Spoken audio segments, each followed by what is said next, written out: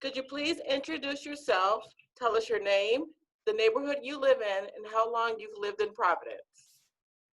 Okay, my name is Phil Chapman. Some of you may know me only by El Mono Bobo on Facebook. I live in Verada View, and we have lived in Providence for a little over 5 years now. With so many options of places to live in Las Vegas, why did you choose to live in Providence?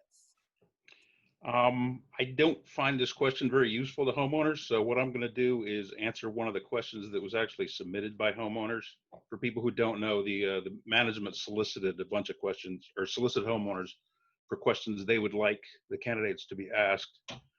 4 homeowners submitted questions, but the board or the election committee or management chose not to use any of the homeowners' questions. So the question I'm going to answer is, what is the function of a homeowners association? Because I think that's a very important question. And what it is, the essential functions, those that are prescribed by law and by our governing documents, are to preserve and maintain the common elements and the infrastructure of the association and to enforce the covenants. What is not a core function of a homeowners association, what they don't have to do, what they may not have power to do, is provide events, entertain the homeowners, provide any sort of courtesy patrol or security, and especially to give our money away to outside entities like schools or political action committees, which are both in the current budget and were in the budget for last year. Please tell us why you would like to be on the board of directors. Additionally, if you are elected, what do you see as a priority for the board? All right. I really don't want to be on the board, but I got involved back in late 2019 when the board decided to raise dues from $150 a quarter to $180 a quarter, because I wanted to find out why they did that. Their explanation seemed lacking, that it was just due to the irrigation system repairs. So I started looking into it, and I found out that they had neglected to fund the reserves at a decent level for 3 years prior to that. For 2017, 18, and 19, they funded the reserves at less than half of the level that was recommended by the reserve study that we had at the time. So then looking further, while they were doing this, while they were underfunding the reserve study, they were also spending lavishly on things like the courtesy patrol, events, decorations, things of that sort. So I got together with a group of people and we tried to influence the board to make some changes. We got absolutely nowhere. They ignored us completely, didn't take on board any of our suggestions.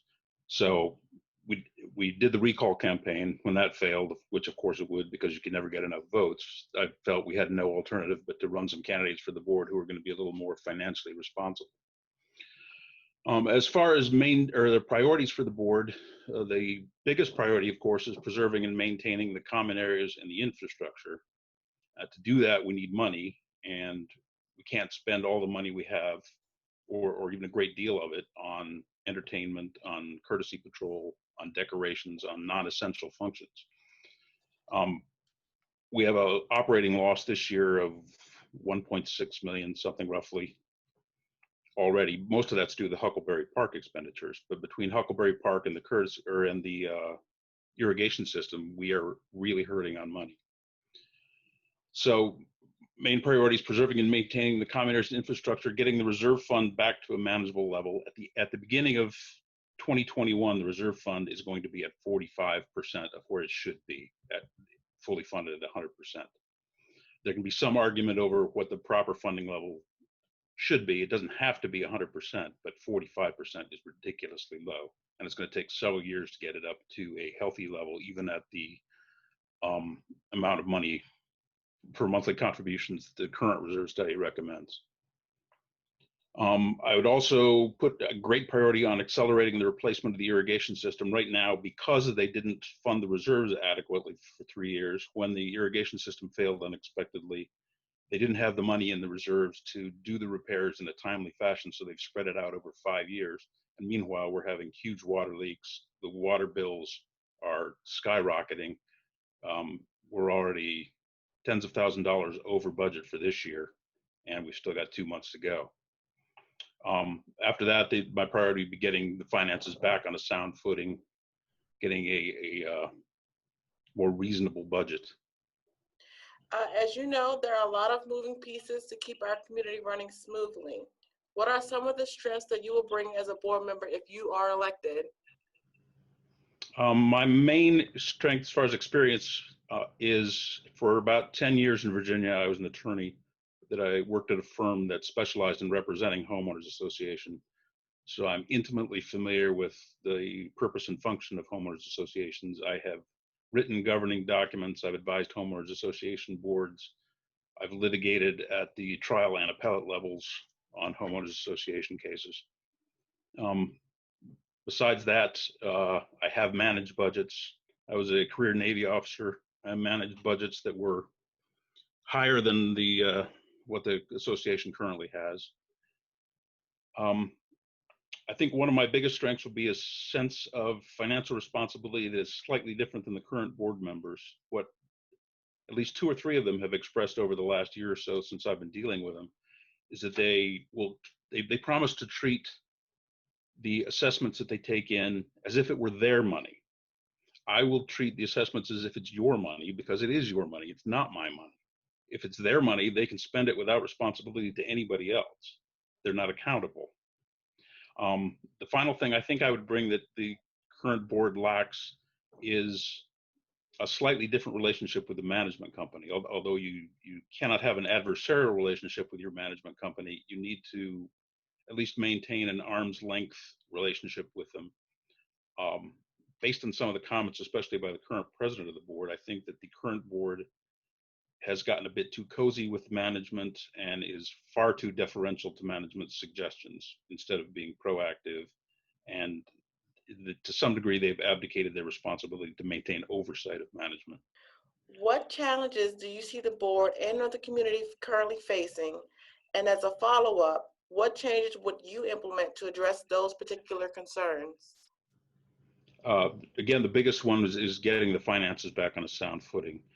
Um, I would like to actually undo the assessment increase, get assessments back to $150 a quarter. I don't think for the next year, possibly 2 years, that's possible because of the money that the board has spent on Huckleberry Park. They spent somewhere between 3 and 4 million on the Huckleberry Park expansion. Plus, they have taken out $1.5 million line of credit on which they borrowed about 558,000 already. So we spent the great bulk of our cash on Huckleberry Park. We've gone into debt for Huckleberry Park. We currently owe, I think, 565,000 on the Huckleberry Park loan, and that starts accruing interest of 4.1% as of January. So I would do that change to get the reserves back online. I would cut spending elsewhere as far as I possibly could. My personal preference would be to do away with most of the events, except possibly a couple of the big events such as the Harvest Festival, the Christmas thing, the 4th of July, that are well attended and are open to everybody from the community. What I would like to do is eliminate all events that are paid for by everybody in the community, but which only a small number of people can attend, like the wine nights, the painting. Those are limited to 20 or 30 people. They're subsidized by the association, but everybody in the association pays for them. So even if you want to go, you're paying for it, you may not be able to get in. I don't think that's fair at all. I don't think that's right. The irrigation system, I would speed that up. So the 2 priorities would be cutting expenses to properly fund the reserves and to get the irrigation system repaired as fast as possible instead of spreading it out over 4 more years. Some of the other things I would like to do is, now that we're nearly fully built out, once the townhomes are built, that's going to be it. We will be fully built out. I would like to streamline the covenant enforcement process, because right now we have overlap in responsibility where both Providence and the sub-association can cite you for the same violations. So you can be undergoing a dual violation process. Same thing with when you have to put in a design review committee request to alter your home or to do something, you have to do it through both associations. I think there's a lot of room to streamline that process where we could devolve a lot of the process to just the sub-associations, get the Providence DRC out of the business of approving things for within the sub associations, because the people that live there are the ones who have to deal with the problems. They can handle that themselves. We don't need Providence Master Association doing that.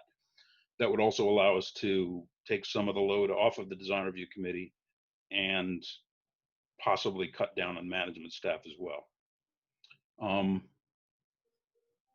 Transparency is another big issue. I'd like to put more documents on the website. Right now, the governing documents, some of them are on the website.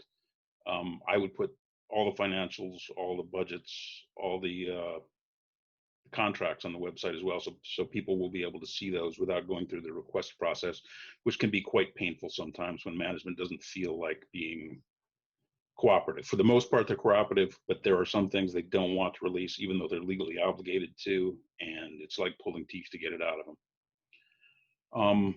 As I said before, I would reduce the undue deference to management that I think the current board gives. At times, it seems like they're just a rubber stamp for management suggestions.